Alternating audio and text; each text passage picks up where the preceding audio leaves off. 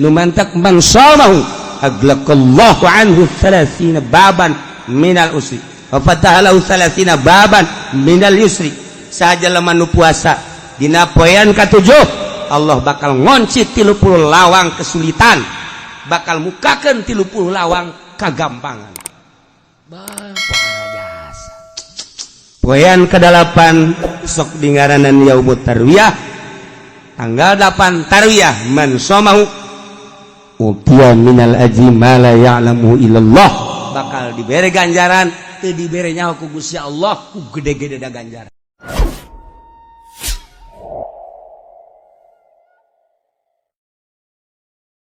Qarrabal abdu qurbanahu, tiap jelema anu ngalaksanakeun kurban Allah mah teu hayang dagingna, Allah mah teu neuleuh getihna, tapi Allah mah neuleuh teh takwana. La yanallallah luhumuha wala dimauha walakin yanaluhu taqwa. Los dagingna mah jang sia dahar ku sararia, tapi aing menilai nu ku aing katarima takwana eta jelema.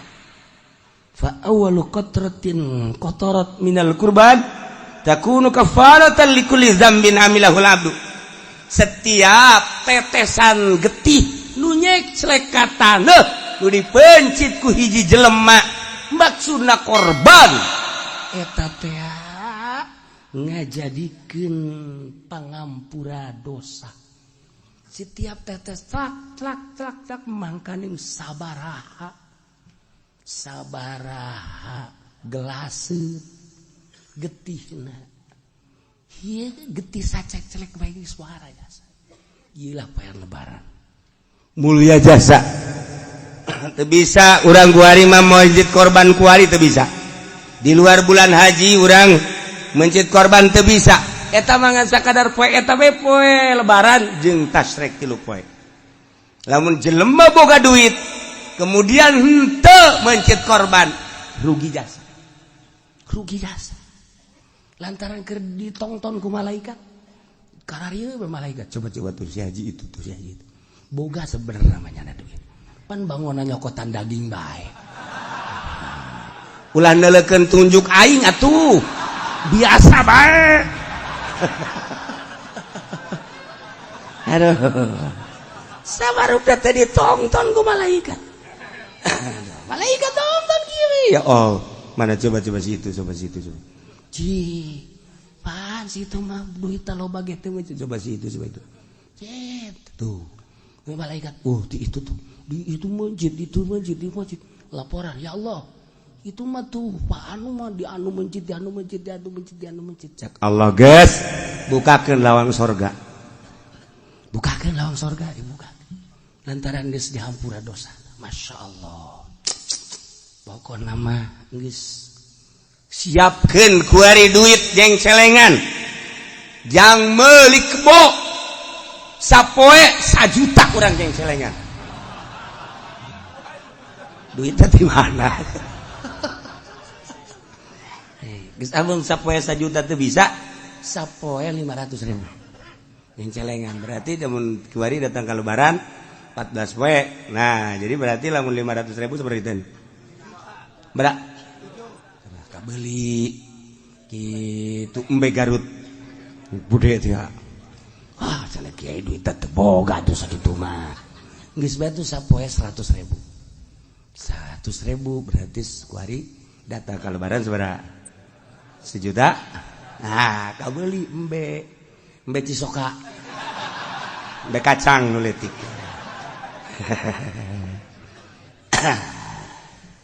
Guys kuari mah lamun jadi tukang ojek ngojek kuari sapoe-sapoena tah duit gojekna sing meunang 1 juta ceng celengankeun cek tukang ojek di mana horeng kiai boro-boro meunang 1 juta kadang-kadang babaturan manuhunnya sial teh babaturan emang ge ai babaturan manumpang nuhunnya urang heuheuh eta tukang ojek teh atuh biasa we tapi lamun aya jahe mah cet deuk mayar ge enggak usah ikhlas saya mah udah jadi langganan aja dah Saya mah ridho. Siap tuh tukang ojek. Masya Allah. Geus mah deui teu puguh karu. Eueuh logak non direm. Hut. Karasa yang nyenud ka dieu. Tukang ojek teu bareres. 2, 3, 4 Yaumul Fitri. Poe lebaran fitri. Eta teh lain sembarangan poe. Lantaran diawali ku puasa. Setelah selesai puasa sebulan, nyana seakan-akan dek nyokot gaji. Berangkat ti imah masing-masing ke masjid untuk mengambil gaji. Cek Gusti Allah, syahidukum ini qad ghafartulah. Gahing dihampura opat hiji poe Jumat ngeunggus kolot manggeus bae. Geus poe Jumat ulah ka mana? Geus kolot bang geus bae poe Jumat ulah ka mana? Ulah ka masjid-masjid di imah bae. Teu beres teh kolot. Poe Jumat, Yaum Arfah, lebaran, haji jeung lebaran fitri. Poe nu opat eta mah lain sambarang. Geus disunahkeun di jero bulan haji teh urang puasa sunnah. Puasa Arfah bae. Masya Allah. Pohara ya Arfah. Lain lalagan. Puasa Arfah teh eta puasa nu ganjarana pohara jasa. Antara aya hiji carita budak ngora. Eta budak ngora neulan bulan bae. Begitu tanggal hiji bulan haji langsung nyana puasa. Puasa tanggal hiji nyana mah selain Arfah deui di tanggal hiji. Cek Kangjeng Nabi, mayahmiluka ala syami hadhil ayam. Kunaon maneh ieu muasaan poe ieu? Cek eta anak muda bi abi wa ummi anta mufda ya Rasulullah. Inna ayyamul masyair wa ayyamul haj. Masallahu ayyushikani fi du'aihim. Hampura Gusti Rasul. Abdi mah ieu nu mantap puasa ge sugan berganjar bae. Emang lantaran inget nu di Mekah. Di Mekah teh ieu poe teh ayyamul masyair wa ayyamul haj. Diakhiri ku Arfah tanggal hiji geus siap-siap di Mekah teh menunggu diberangkatkeun ka Arfah. Geus sarariap nungguan diberangkatkeun tanggal 8. Langsung diberangkatkeun tanggal 9 wukuf. Masya Allah. Abdi mah Gusti Rasul henteu ka Mekah. Tetapi jelema di Mekah teh kapan ngadaroa. Sedangkan doa na anu di Mekah nu di Arfah teh di tanggal 8 tanggal 9 moal datang ka misle kabeh diijabah ku Gusti Allah. Ku agungna poe Arfah jelema ngadoa diijabah. Abdi mah pan teu ka ditu. Geus abdi puasa sugan bae. Abdi dihijikeun doa-doa nu di Arfah. Kayak bisa nyedot ke puasa abdi. Sakumaha beusi persani begitu. Kesedot. Tah doa jelema nu di ditu ngadoakeun ka nyahana nyarana masing-masing oge ka muslimin muslimat sadunya sugan bae abdi keur puasa mah. Tuh. Ja abdi mapan ka ditu henteu. Kemudian atuh hayeuna mah itu abdi mah jaga we henteu di dieu. Geus bae atuh abdi mah rek puasa, abeh akur ganjarana. Kumaha teh cak Kangjeng Nabi? Cak Kangjeng Nabi masyaallah. Fa innalaka bi kulli yaumin tasumuhu adlam yati raqabatin. Sanyanyana tetep ka anjeun. Anjeun dibere ganjaran unggal poe nu ku anjeun di puasaan eta sabanding jeung ngamerdekakeun 100 abid sapoe. wa mi'ata badanatin jeung 100 onta mi'ati parosin jeung 100 jaran yakni kuda yuhmalu alaih fisabilillah anu dipake perang di jalan Allah kabita jasa ganjaranana atuh maneh mah dibere ganjaran sarua jeung ngamerdekakeun 100 abid sarua jeung boga onta 100 boga kuda 100 diberangkatkeun jang perang fisabilillah kabeh ganjaran hiji ge pohara jasa sabilillah mah syahid atuh komo ye 100 tah nu bantak lamun jelema geus dibejaan ganjarana model kitu haju teu daek puasa goblok tah mah nah madak dek dileukeun awas ke minggu hareup lamun kadeuleunah teu popoyong kodan lemes teu leuleus berarti teu puasa geus kuduna kieu nyiduh orenganan keluar di majelis mah ngarokok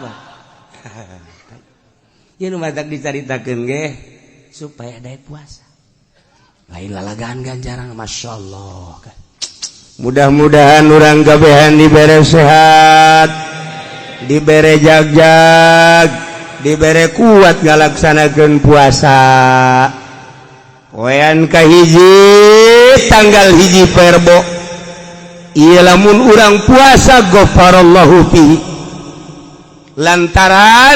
lantaran poe eta teh Allah ngahampura ka Kangjeng Nabi Adam alaihi salam Kangjeng Nabi Adam diturunkeun ti sorga kemudian ka India negara India langsung sujud dihampura ku Gusti Allah tanggal hiji haji Bisman soma dzalikal yaum ghafarallahu lahu kulla dzambin saha jelema nu puasa tanggal hiji bulan haji dihampura sakabeh dosana eta jelema ya Allah ya Rabb poean kadua istajaballahu du'a Yunus alaihi salam Kangjeng Nabi Yunus kabur ti nagara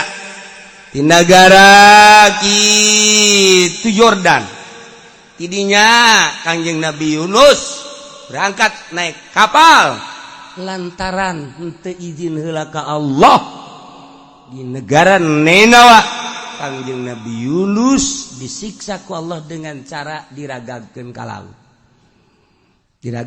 laut tapi lauk nun geus dititah ku Gusti lauk hamba aing ngaran Yunus poe ieu deuk dibalangkeun caplok ku sia awas ku sia lecet siksa sia ku wah cek Kangjeng Nabi cek lauk nun waduh aing betilok kos kieu sebenarnya mah ieu mah bahaya jasa cek kieu geus kieu bae begitu dibalangkeun geus langsung salat rek ka jero laut cek Kangjeng Nabi Yunus jaim jero laut ieu hatena ieu ansang na ieu ansang ta insang les ya sok jasa abong jualan lauk teh ya nah geus kita badongengna Kangjeng Nabi Yunus mah akhirnya Kangjeng Nabi Yunus dikaluarkeun fa akhrajahu min batil hut dina tanggal 2 haji dikaluarkeun terus sakumaha orok kaluar ti rahim indung teu daya teu upaya masyaallah mantak man soma zalikal yaum kana kaman abadallaha taala sanatan lam yasillah bi ibadatillah tarfatain sajelema nu puasa poean kadua maka Allah bakal mere ganjaran percis kos jelema ibadah ka Gusti Allah sataun teu maksiat sakicep-kicep acan geus dikitu-kitu ge tetep bae aing kuat moal nya ieu. Aing puasa ulah ieu nya. Mangkaning aing mah di pasar. Mangkaning aing mah di pabrik geus uji bae nya. Kurang yakin. Kuduna yakin aing mah paeh geus pokona. Tilok aya dongengna puasa paeh. Lah geus pokona puasa gitu. Datang ke jam 10 cak nya tuh. letik jasa keyakinan ada. Poin katilu istajaballahu fihi doa Zakaria alaihissalam. Allah ngaijabah kana doa Kangjeng Nabi Zakaria mendak man shoma dzalikal yaum istajaballahu doa. Sajelema nu puasa tanggal 3 bulan haji lamun pun tapenta ka Allah langsung diijabah. Geus tanggal 3 asal urang puasa poe eta menta diijabah. Ngan aya nu dibere langsung di dunia, aya nu diengkekeun di akhirat. Masalahna beusi teu kuateun di dunia. Dibere tak aju dipake abrut-abrutan. Cak Allah moal aing mendingan engke bae di sorga. Nah, engke di sorga teh ya, urang teh kieu anu poe eta aju ngadoa mah. Begitu asup ka sorga, nah ieu mah ganjaran-ganjaran anu sejen. Nah ieu mah waktu maneh tanggal 3 bulan haji menta hayang dunia, hayang ka beli mobil. Nah ieu ganjaranna tah mobil kijang tah.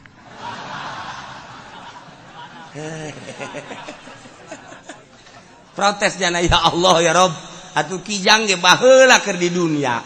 Nya di sorga aya kijang.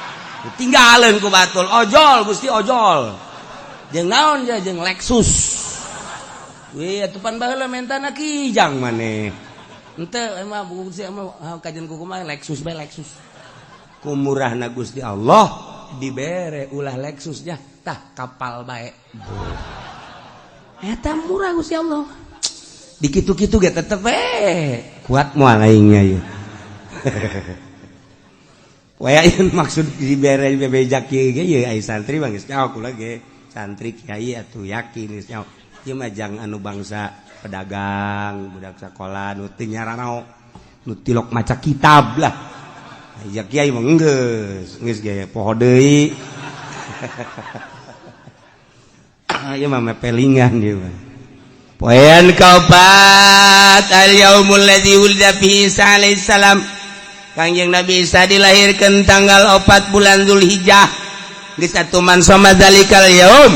Sajelema nu puasa dina poe eta yakni tanggal 4. Nafallahu anul basa wal faqra. Bakal dileugitkeun ka riweuh jeung kapakiran. Tah tanggal 4. Tanggal 4. Masyaallah. Poin kalimat yaumul ladzi wulida fi Musa alaihi salam. Di mana Kangjeng Nabi Musa baheula dilahirkeun na tanggal 5 Zulhijjah geus man shoma dzalikal yaum bari aminan nifaq amin azabil gobri.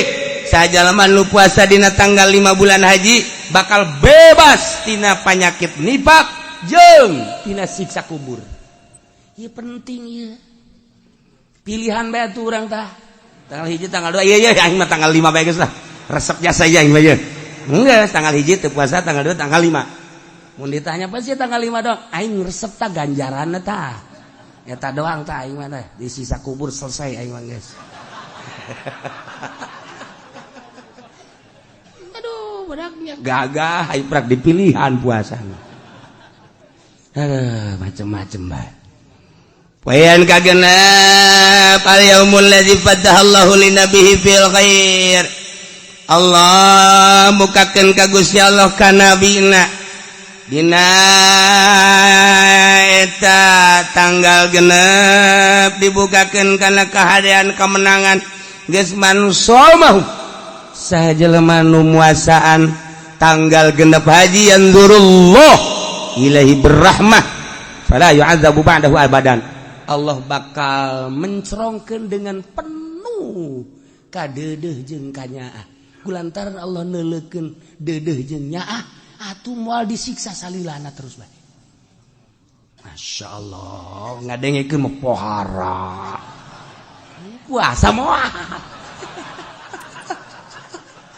Aduh Gusti Allah ganjaranna gede jasa ieu. Aduh ya Allah ya Rabb. Lah cenah kieu tahun kamari geus puasa ieu cenah. Kuali mah geus nyaho kuali mah eta ganjaranna tahun kamari geus. Tahun ieu moal ji. Beuki dibere beja mundur sama. Yaumus sabi al yaumul ladzi yuglaku fihi abwabu jahannam wa la tuftahu hatta tamdi ayyamul ashr. Poean katujuh mah poean di mana poe eta teh ditutup lawang jahannam teu dibukakeun deui datang ka ayyamul ashr tanggal 10. Mulai poe eta tutup lawang neraka. Jahannam ditutup kabeh. Nu mantak man samahu aglaqallahu anhu 30 baban minal usri wa fataha lahu 30 baban minal yusri. Saja lemah nu puasa dina poean katujuh Allah bakal ngonci 30 lawang kesulitan, bakal mukakeun 30 lawang kagampangan. Pohara jasa. Poean ke-8 sok dingaranan yaumut tarwiyah. Tanggal 8 tarwiyah man somahu utiya minal ajri ma la ya'lamu illallah, bakal dibere ganjaran teu dibere nyaho ku Gusti Allah ku gede-gede da ganjaran. Nu penting maneh puasa tarwiyah tanggal 1, tanggal 2, tanggal 3, tanggal tanggal 7 sakitu gedena 8 mah tarwiyah ulah hayang nyaho sia ku bade gedena. Masya Allah. Model dibabagi we anak tah jang sia tah jang sia nah, anu bungsu mah tiok dibere nyaho. Tenang cenah. Make kiceup sagala takol make kiceup.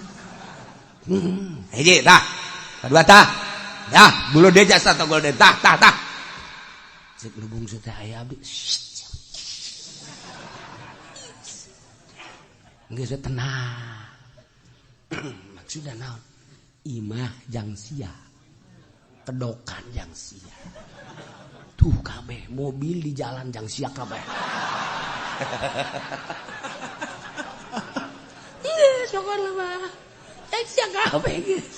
Nah eta nu bungsu mah teu dibere nyaho, nu kahiji kadua katilu kaopat dibere, tapi nu bungsu cukup ku kicep.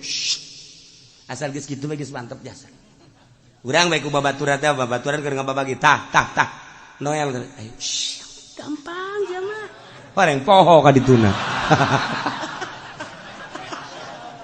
Atuh poho ge model si eta. Gusti Allah mah boh tu malah poho. Nggak dijamin. Ya Allah. Nah, poean ke-8 ialah ngaranna Yaum Arfah. Poean Arfah mah man shamahu. Sajelema nu puasa dina poean Arfah. Bayangkeun coba kana kafaratan lisanatin madiyah wa sanatin mustaqbal. Eta puasa bakal ngaparatan sataun ka tukang dihampura dosa, sataun ka hareup dihampura dosa. Tama sataun ka tukang ka hareup, apar nu haparatan? Ka tukang sataun ka hareup sataun. Geus anu kamari sagala Noel si Emba, sagala ngabonceng si Jahe. Eta ku puasa ye beak kabeh geus. Beak kabeh geus. Aduh. Mantap puasa Arfah. Puasa Arfah. Sataun ka tukang, sataun ka hareup. Nah, geus puasa Arfah tah. Menang 15 poe haji ngebonceng Jahe deui. Dihampura kos kieu mah. Aing geus puasa geus. Siapa tolong? Allah Karim. Guys, tinggal tanggal 10. Tanggal 10 mah tanggal lu tadi dicaritakeun poean kurban. Urang berangkat ke masjid, siapkeun mencit kurban. Boga meuli kebo sapi, teu boga mbe, teu boga kotok jago. Kotok jago urang boga duit kotok jago sabaraha teh hargana? Kotok jago nu bagus sabaraha hargana? Hah? 50 wah. Tilok meuli maling teh mah. Orangnya jauh. Masya Allah. Masa 50.000? Aing nggak borong kos gitu mah. Ini kotok jago, set, bagus. Pencit, set. Asakeun. Beres asakeun, embrakeun di tengah imah. Panggil pemajikan jeung anak. Ya orang korban ya. Cak anakna bah. Ai korban mah didikeun ka batur. Dikeun ka sa atuh kanu susah. Di negara ieu sanu leuwih susah. Abah sia nyaho. Cak anakna heueuh oge nya makanan. Ye, sia sok macem-macem. Lembur ieu pang susahna abah sia. Geus bener. Beres. Heuh atuh kitu mah bah, beres. Niat korban geus. Asan dilaksanakeun nu eta Gusti eta. Nah ieu mah maksudna dicaritakeun padahal unggal tahun urang supaya tergugah deui. Padahal mah geus nyaraho komo nu sok maca kita mah kajeun iman nambah-nambah keyakinan jeung kesempangatan dalam rangka urang ngalaksanakeun puasa poe Rebo nganu paling bagus nama lantaran di sabulan teh disunahkeun puasa teh 3 poe hiji awal bulan 2 tengah bulan aya mulbid nomor katilu akhir bulan tah nu mantak nu bagus nama puasa teh tisuk Senin Senin Salasa asup akhir bulan Rebo awal bulan bari bulan haji geus isukan siapa bangun moal atuh isukan geus mulai isuk geus geura ngamparkeun sajadah di masjid geus kieu bae geus lanjut geus kolot bae naon ditu geus kolot mah kudu kieu ka ing cucu ka dicu enak ambean coba ieu embun-embunan abah geus bau kuburan can ieu mah geus kolot nonton TV keneh embeun ke susuit sagala deui aya nu liwat teh suit Masya Allah eta mah nu kos kitu mah ngaranna eta mah berit besok susuit mah nah mandak geus urang petakeun awak urang di tengah-tengah akhlak moral bangsa keur carut marut korupsi kadengena makin menjadi-jadi bohong makin menjadi-jadi berjamaah maling di PNS geus terjadi cukup jangka neraka kos kitu bae cukup jangka neraka mah asal diangkat jadi kabag bae geus kudu babagi meja anu ye emang kumaha gitu emang aing teh nyaho parangsan nah rapihan awak urang bisi teu kapanggih deui jeung bulan haji hareup geus kurang nol-nolkeun kabeh bebeja ka pamajikan bebeja ka anak abah mah geus kolot puasa deuk di masjid bae geus atuh sia nu ka pasar sia nu dagang kabeh abah nah geus tarima beres bae geus abah mah geus cak pamajikanna enak aya jadi urang siapkeun puasa tira tah nu nyebut isukan gue deh wallahu alam coba isuk nah etalah sekadar penjelasan tentang poe-poe ganjaran-ganjaran dina poe-poe bulan haji anu sakitu poharana tapi tetep bae iwal timun tayang ka Gusti Allah nu boga tanaga nu mere tanaga Allah nu mere kuat Allah sanajan urang hayang-hayangan ku Allah teu dibere kuat deuk kumaha deui sanajan urang resep ka ganjaran Allah henteu mere ka urang daya jeung kakuatan deuk kumaha entek nu boga kuat Allah pental ka Allah ya Allah ya Rabb abdi minta kekuatan ti Gusti ja Gusti nu boga kuat abdi hayang puasa ku gedena ganjaran Gusti tuh wallahu a'lam.